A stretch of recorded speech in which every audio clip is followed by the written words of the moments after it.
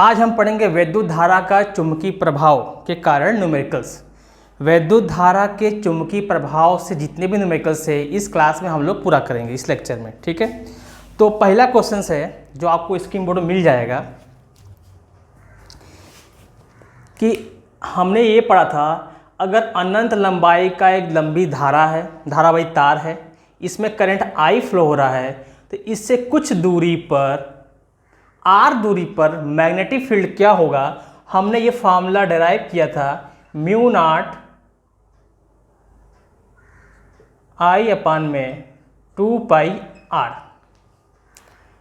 इस पॉइंट पर R दूरी पर मैग्नेटिक फील्ड का फॉर्मूला क्या था, mu naught I upon 2 pi R। R क्या था, R से दूरी, I क्या है, इसमें बहने वाली धारा, और ये अनंत लंबाई का, ये बहुत लंबी तार है, उसके कारण मैग्नेटिक फील्ड, ठीक है। इस पर हम लोग करते हैं, जो क्वेश्चन आज करने जा रहे हैं उसका आपको स्क्रीन पर मिल जाएगा।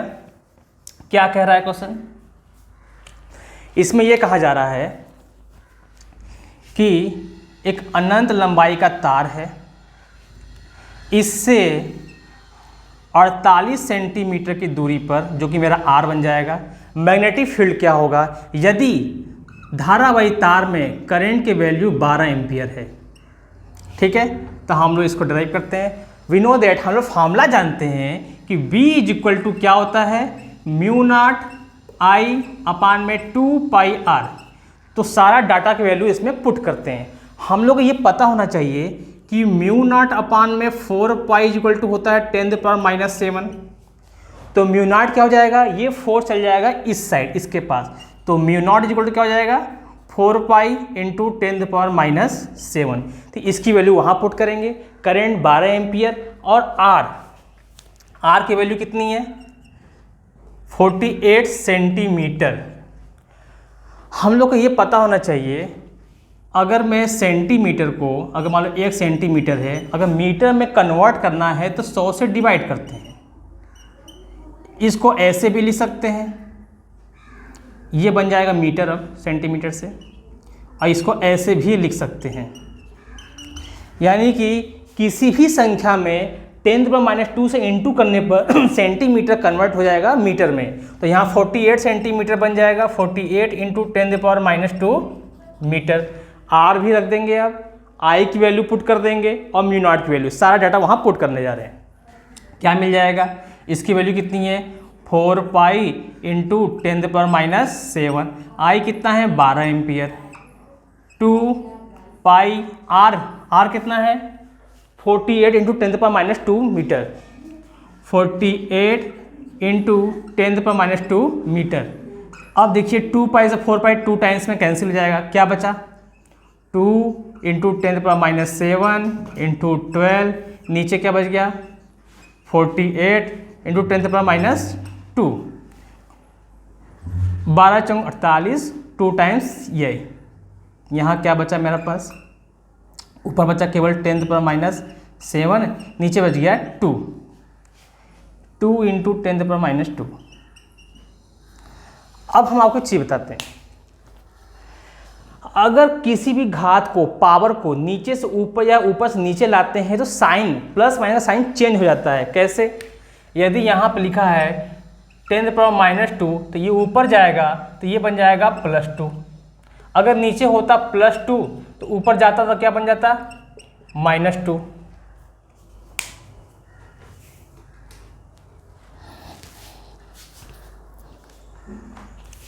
ठीक है, उसी तरह ये पावर जब हम ऊपर ले जाएंगे तो ये प्लस बन जाएगा, और ऑलरेडी यहाँ पर क्या बैठा हुआ है, -7। तो क्या मिल गया मुझे, B is equal to 10⁻⁷ into 10⁻⁻², ये अपान में 2। तो क्या बन गया, ये सॉरी ये प्लस बन जाएगा, ऊपर गया तो प्लस साइन, तो +7, और इसको एक साथ लिखेंगे तो 1 इंटू 10⁻⁷ प्लस 2 अपान में 2 तो चल ही रहा है। 1/2 कितना होता है, आधा, 1 रुपये का आधा 1/2 तो हो गया 0.5। यहाँ क्या बचा, -7 + 2 इंटू 10⁻⁻5 टेस्ला। चुंबकीय क्षेत्र का मात्रक टेस्ला हो। यानी इस सवाल का आंसर ये हुआ। इसी तरह आप लोग भी सॉल्व करिएगा। ये फर्स्ट क्वेश्चन खत्म हो गया। क्वेश्चन लगाते हैं हवा में। अब करते हैं सेकेंड क्वेश्चन। सेकेंड प्रश्न में क्या कह रहा है कि एक तार है, लंबाई है एक्स एक्सिस पर, इसको ऐसे करते हैं, एक्स एक्सिस पर इसकी लंबाई है वो है डेल्टा एक्स। क्या है? डेल्टा एक्स, वो है 1 सेंटीमीटर। ये तार है और इसमें धारा प्रवाहित हो रहा है। इस छोटे से तार को क्रॉप किया है। इस छोटे तार का रड वाई एक्सिस पर 0.5 मीटर की दूरी पर यहाँ पर मैग्नेटिक फील्ड क्या होगा, और तार में करंट कितना है? तार में करंट आपको दिया है 10 एम्पियर। तो ये किससे होगा? छोटे से एक तार में छोटे से हिस्से के कारण अगर मैग्नेटिक फील्ड पूछता है तो बायो एंड सेवर्ट से ही इसको सॉल्व करेंगे। बायो एंड सेवर्ट हमने पढ़ाया था कि एक धारा अनंत लंबाई का तार है, लेकिन छोटे से पॉइंट के कारण, डीएल के कारण अगर मैग्नेटिक फील्ड फाइंड करना है तो तार और पॉइंट, इस लाइन के बीच की जो रेखा और एंगल तो थीटा होता है, ये आर होता है। तो हम लोग बायो सेवर्ट से फार्मूला लगाए थे, μ0/4π I D L sine theta upon में आर स्क्वायर। इस हमारे सेकंड लेक्चर में मिल जाएगा। ये अगर इस तार में छोटे से हिस्से का पूछता है, छोटे से पॉइंट के कारण, तो बायो एंड सेवर्ट्स को अप्लाई कर देंगे। μ/4π क्या है? कांस्टेंट है। आई क्या धारा है? डी एल क्या है? छोटे से हिस्से की लंबाई है। आर क्या? इनके बीच की दूरी, आर स्क्वायर लेंगे। साइन थीटा क्या है? इनके और इनके बीच का एंगल कितना है। उसी तरह यहाँ और इनके बीच का एंगल कितना है? 90। यानी यहाँ मुझे थीटा मिल गया। ठीक है, इसको अप्लाई करते हैं। अब इसको सॉल्व किया जाए, क्या मिलेगा? सिंस या वी नो दैट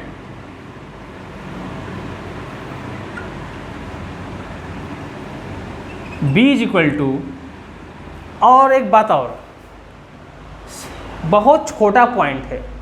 एक बहुत लंबे तार में छोटे से पॉइंट का मैग्नेटिक फील्ड अगर पूछता है तो मैग्नेटिक फील्ड बहुत छोटा सा ही आएगा, स्मॉल वैल्यू। तो हम इसको डी बी से दिखा देता हूँ।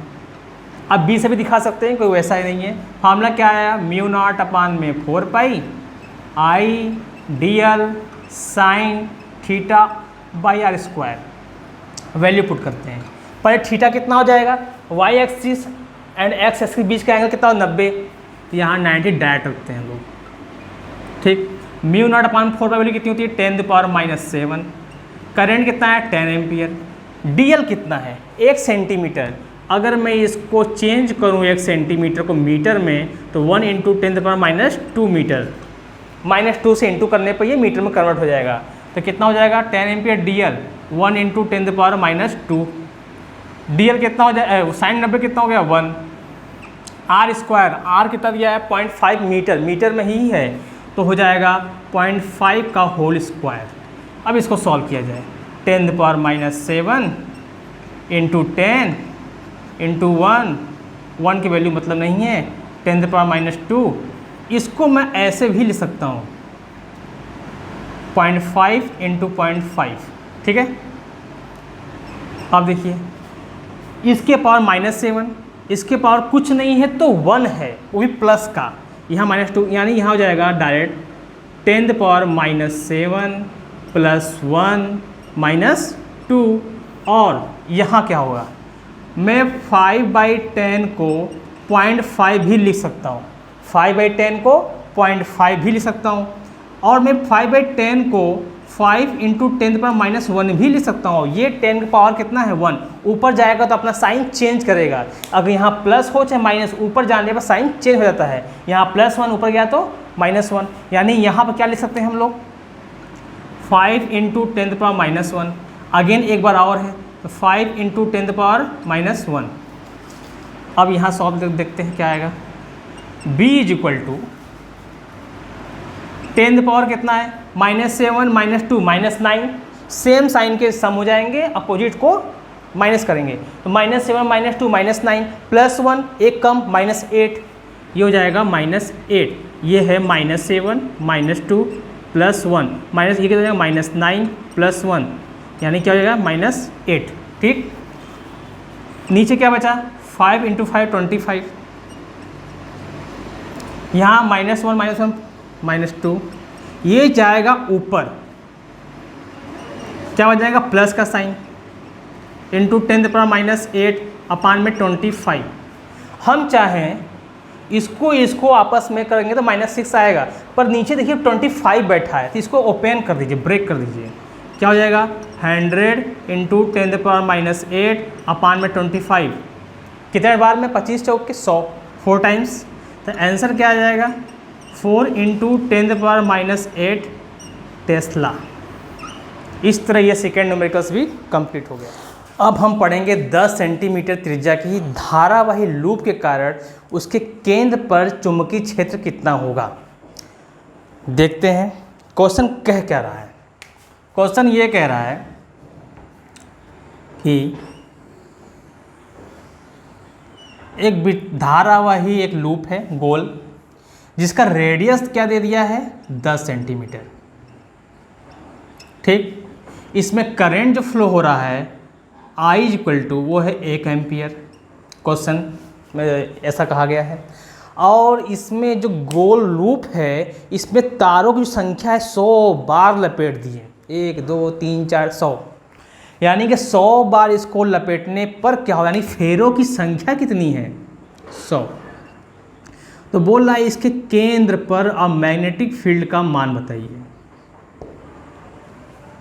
फॉर्मूला वही है, बायो सेवर्ट के हेल्प से हमने एक डेरिवेशन कराया था अपने वीडियो में कि B बराबर, अगर किसी वृत्ताकार धारा अगर वृत्त में फ्लो कर रहा है, तार एक कुंडली के रूप में है, तो उसके सेंटर पर मैग्नेटिक फील्ड जो निकालने का फार्मूला था वो था B बराबर μ0 Ni अपान में 2R। ठीक है, μ0 Ni अपान में 2R।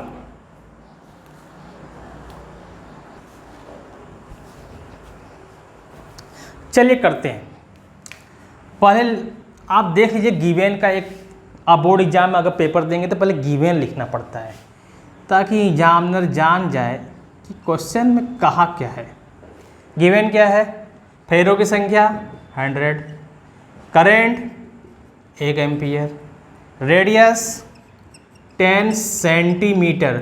हम किसी भी क्वेश्चन को सॉल्व करने की कोशिश MKS में करते हैं, यानी कि MKS क्या है, हम इसको मीटर में लेंगे, MKS metre, kilogram and second. तो इस सेकेंड को चेंज करने का तरीका क्या होता है, सेंटीमीटर को आप कन्वर्ट करते हैं मीटर में, तो सेंटीमीटर में 100 से डिवाइड कर देंगे तो ये बन जाता है मीटर। इसका क्या मतलब हुआ कि सेंटर अपान में ये ऐसे स्क्वायर हो गया, यानी कि cm इंटू 10 का। अब जब ये ऊपर जाएगा तो अपने साइन को चेंज कर देगा, क्या है यहाँ पर +2, ऊपर गया तो -2, यानी कि -2 ये मुझे आंसर मीटर में दे देगा। मीटर का यही फंडा है, यानी सेंटीमीटर को कन्वर्ट करेंगे तो 10 इंटू 10⁻⁻2 लगा देंगे तो ये बन जाएगा मीटर। ठीक है, ये समझ में आ गया। अब वैल्यू को पुट करते हैं, सॉल्व करते हैं। यहाँ पर क्या कह रहा है, μ0 हमको पता है कि μ0 अपान में 4π = 10⁻⁷। तो μ0 वहाँ केवल लिखा है, तो μ0 क्या हो जाएगा, ये चल जाएगा इस साइड, तो 4π × 10⁻⁷। तो वैल्यू पुट करते हैं, 4π × 10⁻⁷। फेरों की संख्या है, कितनी बार लपेटा गया है, फंदा कितनी बार है 100 बार, यानी इंटू 100। करंट की वैल्यू कितनी है 1 एम्पियर। 2 इंटू रेडियस कितना है 10 इंटू 10⁻⁻2। अब इसको सॉल्व करके देखते हैं क्या आएगा। इसको 2 से यहाँ पर काट सकते हैं तो क्या मिला 2 पाई की वैल्यू कितनी होती है 3.14 10⁻⁷। ये 100 है तो 10 स्क्वायर, 1 का मतलब तो है नहीं किसी में, चाहे डिवाइड करके गुणा करिए। नीचे क्या बचा, यहाँ पर +1 है, अगर 10 के ऊपर कुछ नहीं लिखा है तो +1 है। यहाँ 10 पावर कितना हो गया +1, यहाँ -2 कितना हो जाएगा +1 -2।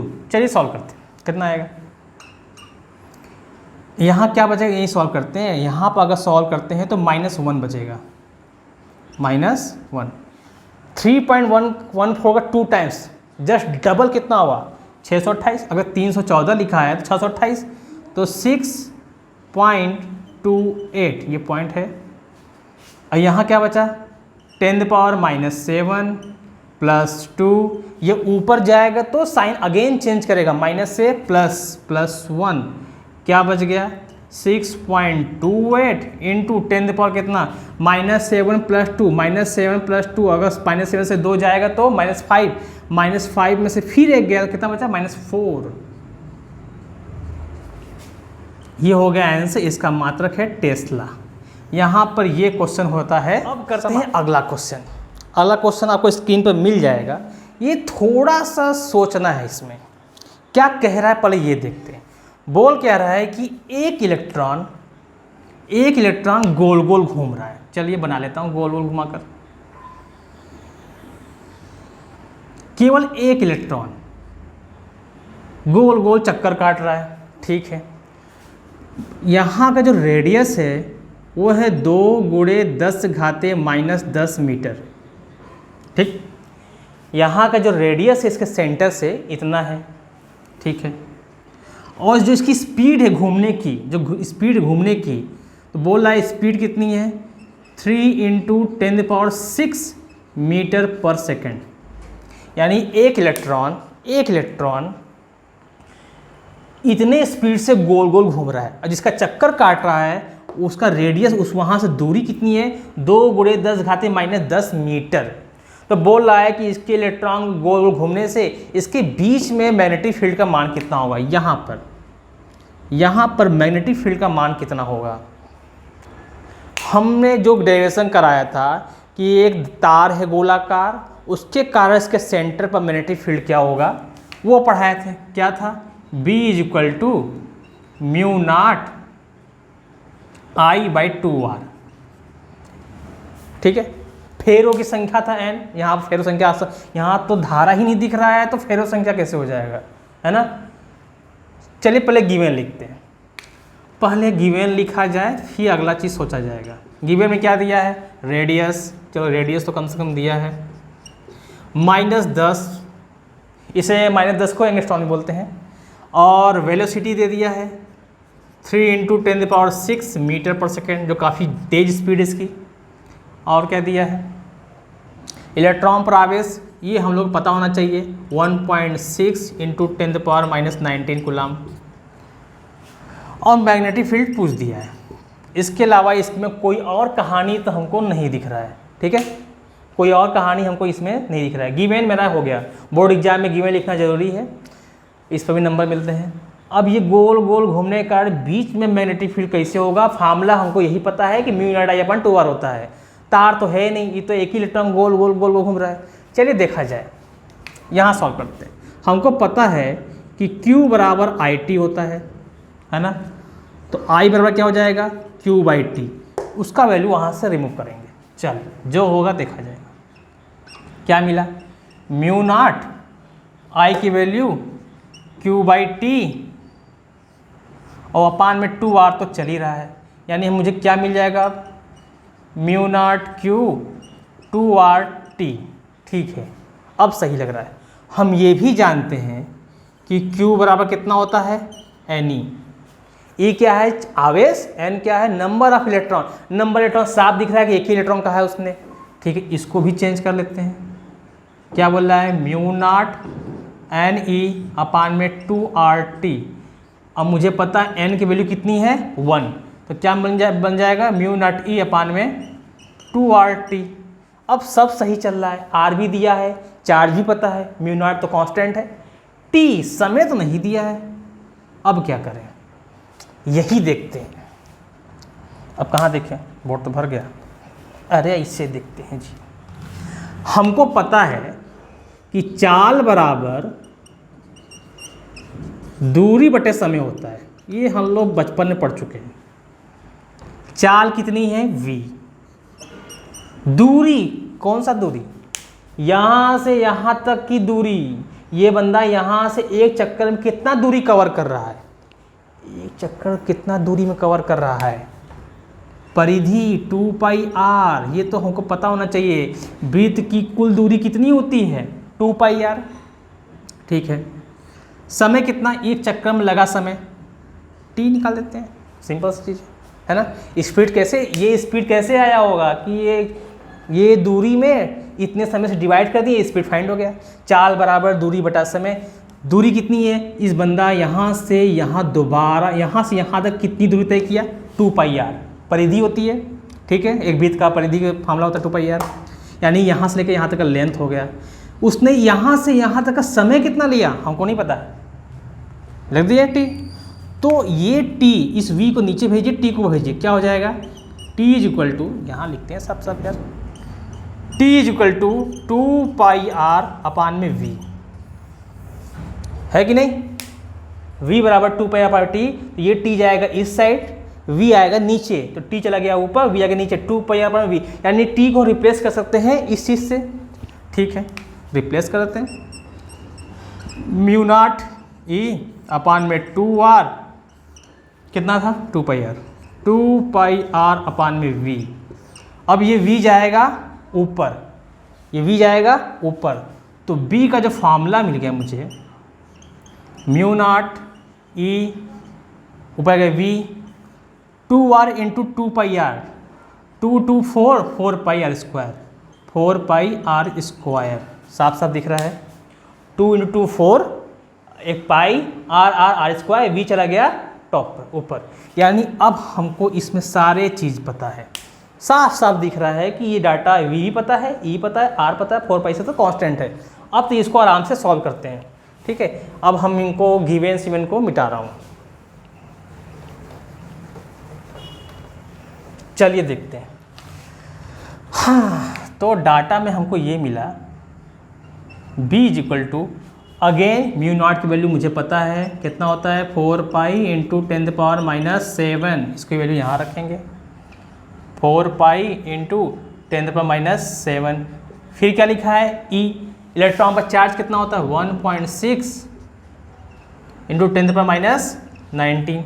फिर वेलोसिटी गिवन है 3 इंटू 10⁻6। फिर क्या है, 4πr square, 4πr square, r क्या है, रेडियस, स्क्वायर है इनका, 2 इंटू 10⁻10 का होल स्क्वायर। कुछ कट रहा है, हाँ, 4π तो गायब हो गया, ठीक। इनको अगेन लिखते, ये 101 पॉइंट है, ठीक। कितना मिला,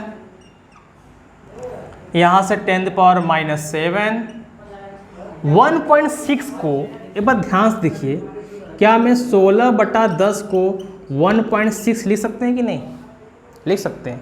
ये 10 ऊपर जाएगा तो इसको ऐसे भी लिख सकते हैं, पावर जाता है ऊपर, साइन चेंज करता, अगर ये माइनस है तो प्लस, प्लस है तो माइनस, यहाँ इसकी पावर एक प्लस में है, देख लिखते नहीं पर है एक, ऊपर गया तो क्या बन गया, माइनस।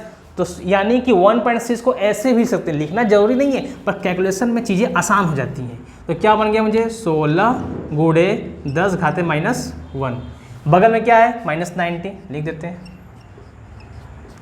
3 इंटू 10⁻6। नीचे क्या बचा, ये 2 टाइम्स है, 2 इंटू 10⁻10, स्क्वायर का मतलब 2 बार होता है, 2 इंटू 10⁻10। फिर सॉल्व करते हैं। अब क्या करेंगे, इस बार जितने भी डिजिट्स हैं 16, 3, 2, ये सब साइड करो, और 10 10 10 वाले को कचरा को साइड करेंगे। तो कचरा को साइड यहाँ क्या तो 16 गुणे 3, यहाँ बच गया 10 घाते -7, फिर -1, फिर -19, अगेन +6, ठीक। अब ये दोनों भी छलांग मार ऊपर जाएंगे, ये ऊपर गया तो +10, ये गया तो अगेन +10, नीचे बचा क्या, केवल 2 and 2 यानी 4, ये बचा।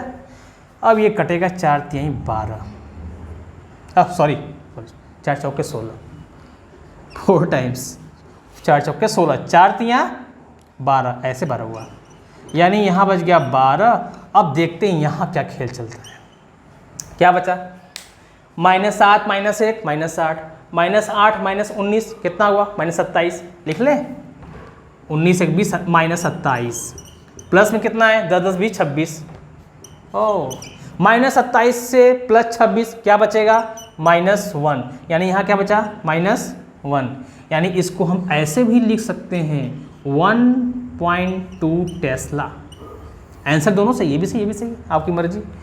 यहाँ पर हो गया सेकेंड क्वेश्चन ख़त्म। अब हम करेंगे अगला क्वेश्चन। क्या है अगला क्वेश्चन? अगला क्वेश्चन ये कह रहा है एक हाइड्रोजन परमाणु है, बनाते हैं हाइड्रोजन परमाणु। चलिए, एक हाइड्रोजन परमाणु है। अब मुझे पता है कि हाइड्रोजन के कक्ष में एक ही इलेक्ट्रॉन होता है, सबको पता है, और उसके नाभिक में एक प्रोटॉन होता है। इस प्लस का वो चक्कर काटता है गोल गोल गोल गोल, ठीक है। बोल रहा है कि जो इससे दूरी है इसके नाभिक से इसके ऑर्बिट की, कक्ष की, वो है 0.5 एंगस्ट्रॉन, ठीक है। और बोल रहा है कि ये एक सेकेंड में 7 × 10⁻15 चक्कर, मतलब पर सेकेंड, एक सेकेंड में इतना चक्कर काट रहा है। किसका? अपने ऑर्बिट में। यानी ये हुआ 1 चक्कर, ये हुआ 2 चक्कर, ये हुआ 3, इसी तरह ये एक सेकेंड में इतना चक्कर काट रहा है। 7 के आगे 15 शून्य लगाते रहिए, बहुत तेज घूम रहा है। यानी कि क्या है कि अब बोल रहा है कि इसके सेंटर पर मैग्नेटिक फील्ड निकालिए। एक अलग ही कॉम्प्लेक्स क्वेश्चन, सिंपल क्वेश्चन तो है ही नहीं। चलिए ठीक है, लगाते हैं। और फार्मूला जहाँ तक हम लोग पता है कि वृत्त के सेंटर पर मैग्नेटिक फील्ड फार्मूला क्या होता है? μ0I/2r। हम लोग को तो यही रटाया गया है। ये m जैसा कहाँ लग रहा है? μ0 अच्छे से बनाइए, ये μ0I/2r, ठीक है। μ0I/2r। अब ये अलग कॉम्प्लेक्स, ये चक्कर लगा रहा है 1 सेकेंड में। अब ये कैसे होगा? गिवन लिखते हैं। दिया है, क्या दिया है? रेडियस 0.5 एंगस्ट्रॉम को रेडियस में कन्वर्ट करेंगे तो ये बन जाए, मतलब मीटर में हो जाएगा 10⁻−10 मीटर। ये चीज़ याद कर लीजिए, एंगस्ट्रॉम कन्वर्ट टू मीटर तो ऐसे होगा, ठीक है ना। अब ये हो जाएगा। और क्या दिया है? 1 इलेक्ट्रॉन, मुझे ये तो हाइड्रोजन को पता है, चार्ज कितना होता है? इतना होता है। और क्या दिया है? चक्करों की संख्या। अरे ये गिवन में नहीं लिखना, सीधा मैग्नेटिक फील्ड लिख कर आगे बढ़ जाते हैं। कैसे किया जाए, सवाल तो यही है। चलिए आगे बढ़ते हैं। इसमें मुझे μ0/2r सब आई नहीं पता है, आई को ब्रेक करते हैं। आई बराबर क्या होता है? Q/T होता है ना, वहाँ पर Q/T रख सकते हैं? रख क्यों नहीं सकते? हम लोग रख ही देते हैं। क्या हो जाएगा? μ0 Q/T हो गया। पहले बात करते हैं कि धारा होता क्या है ना। धारा होता क्या है ये समझ जाएंगे तो ये भी समझ में आ जाएगा कि ये है क्या। क्या बोल रहा है? धारा ये होता है कि 1 सेकेंड में, जैसे ये मार्कर का ये लास्ट पोर्शन देखें, क्षेत्रफल, एरिया, अनुप्रस्थ काट का क्षेत्रफल, क्रॉस सेक्शनल एरिया, इससे 1 सेकेंड में जितने इस दरवाजे से बाहर इलेक्ट्रॉन निकल जाएं उसी के बोलते हैं करंट। 1 सेकेंड में जितने नंबर ऑफ इलेक्ट्रॉन्स बाहर आ जाएंगे उसको क्या बोलेंगे? धारा, करंट। 1 सेकेंड में, यानी कि धारा की बात करेंगे तो हम ये कहेंगे कितने इलेक्ट्रॉन, Q बराबर क्या होता है? Ne। N क्या है? नंबर ऑफ इलेक्ट्रॉन, E क्या है? इलेक्ट्रॉन का चार्ज, T क्या है? समय। कौन सा? 1 सेकेंड की बात करिए, बस 1 सेकेंड। 1 सेकेंड में जितने इलेक्ट्रॉन इस एरिया से बाहर आ जाते हैं उसी के बोलते हैं कि ये धारा है, बोलते हैं एम्पियर। घर में 5 एम्पियर जो भी आता है, ठीक है। यानी समय तो हम जान गए पर सेकेंड के हिसाब से कितना हो गया 1 सेकेंड में। ये एन क्या है? नंबर इलेक्ट्रॉन के 1 सेकेंड में कितने बाहर आए, क्या बोल रहा है? इतना चक्कर लगा रहा है। चलिए इसका मतलब बताते हैं। अभी पहले इसको ब्रेक कर लें। μ0 Ne/2r, t कितना हो गया? 1 सेकेंड, सिंस t = 1 सेकेंड, धारा के अकॉर्डिंग ना। अब बात करते हैं n। यहाँ तो एक ही इलेक्ट्रॉन है, क्या एक रख दें?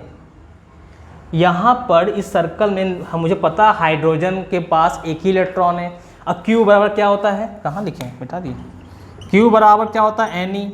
तो n कितना हुआ? 1 इलेक्ट्रॉन, 1 लिख दें? नहीं, ध्यान से सोचते हैं। हमने क्या कहा? इस एरिया से 1 सेकेंड में कितने इलेक्ट्रॉन बाहर आएंगे उसे बोलेंगे हम लोग धारा, ठीक है। 1 सेकेंड में तो क्या बोला? 1 सेकेंड में इतना चक्कर। इसका मतलब ये हुआ कि अगर मैं यहाँ पर खड़ा हो जाऊँ, चलिए खड़ा हो जाता हूँ,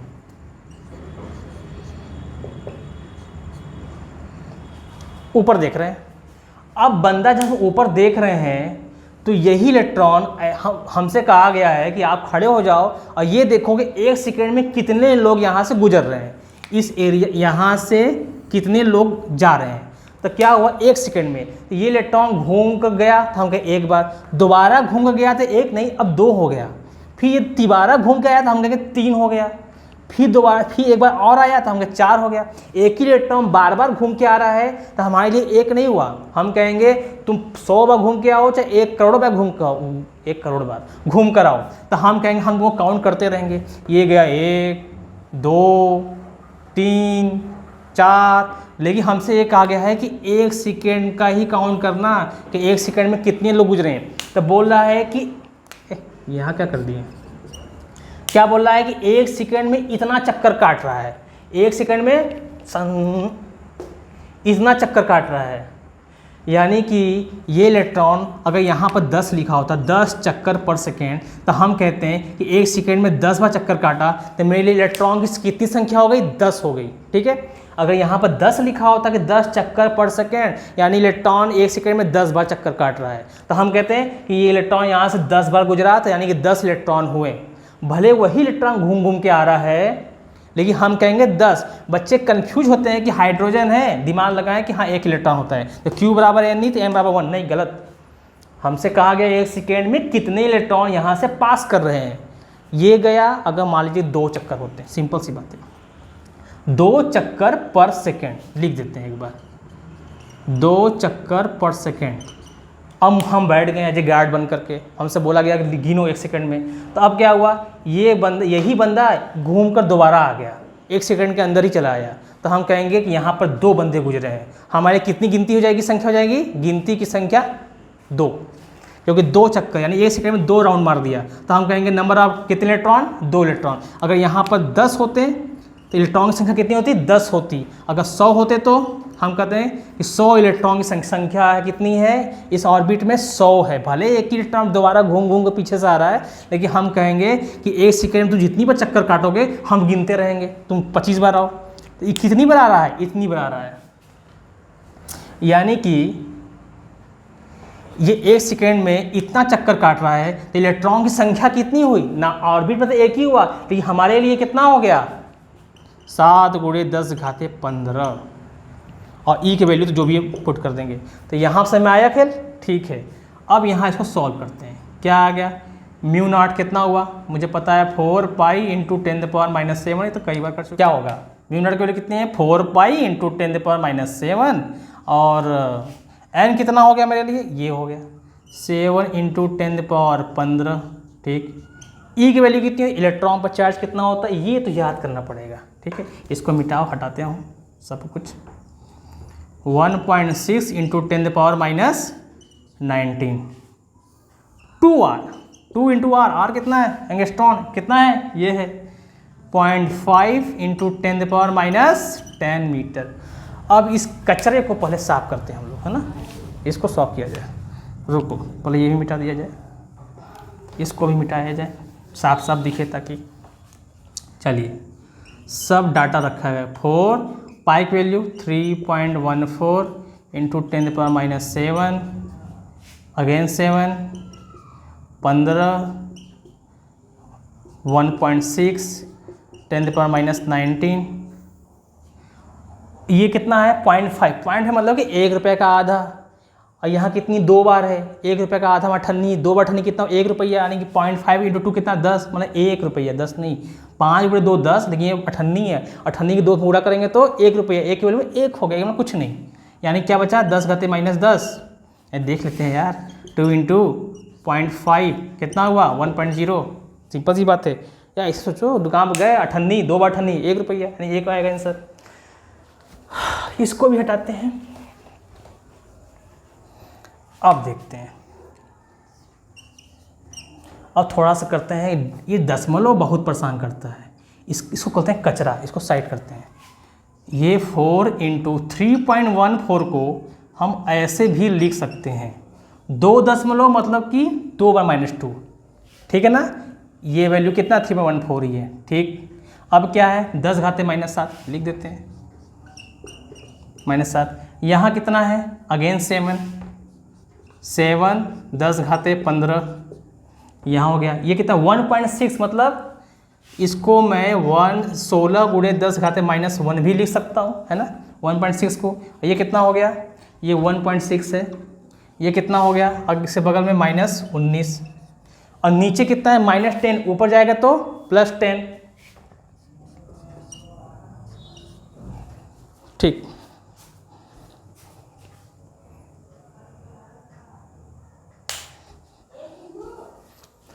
अब क्या हुआ, जितने भी संख्या है इसको साइड करता हूँ। 4 3 1 4 7 फिर 16, बस ना, 1 2 3 एंड 4, बाकी सब 10 वाले हैं, 10 वाले। कितना है -2 लिख देते हैं। कितना है -7, फिर +15, फिर -1, फिर -19, उसके बगल में +10। इस तरीके से जब आप गुणा करते हैं तो फास्ट भी होता है और कन्फ्यूजन कम होता है। अगर दशमलव में गुणा करते रहोगे तो बहुत कन्फ्यूजन होता है, बच्चे यहीं छोड़ देते हैं, कहते ठीक, पता नहीं क्या आंसर आ गया। लेकिन अब देखिए ये चीज़ आसान लगेगा। ठीक है, 4 × 7 कितना हो गया, 28, 314 और 16। अब यहाँ कितना बचा, -2 -9, पहले माइनस करते हैं, -2 -7 -9 -9, ये -10 -19 -29, यानी माइनस में कितने टर्म्स हो गए, -29, प्लस वाले 15 15 10 25, कितना हुआ -4, यानी 10 घाते -4।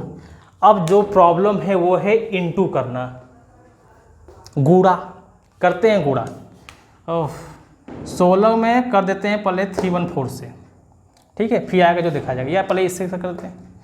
चलो देखते हैं क्या आता है। 314 में 16 से गुणा करते हैं पहले, क्या आएगा, 24 2 6 1 7 8 6 3 24 6 4 24 8 4 6 2 8 6 3 18, सही, 4 1 3 8 4 12 हासिल 1 5, कितना हुआ 28 गुणे 5024 इंटू 10⁻⁻4। ठीक, अब इनका कर लेते हैं।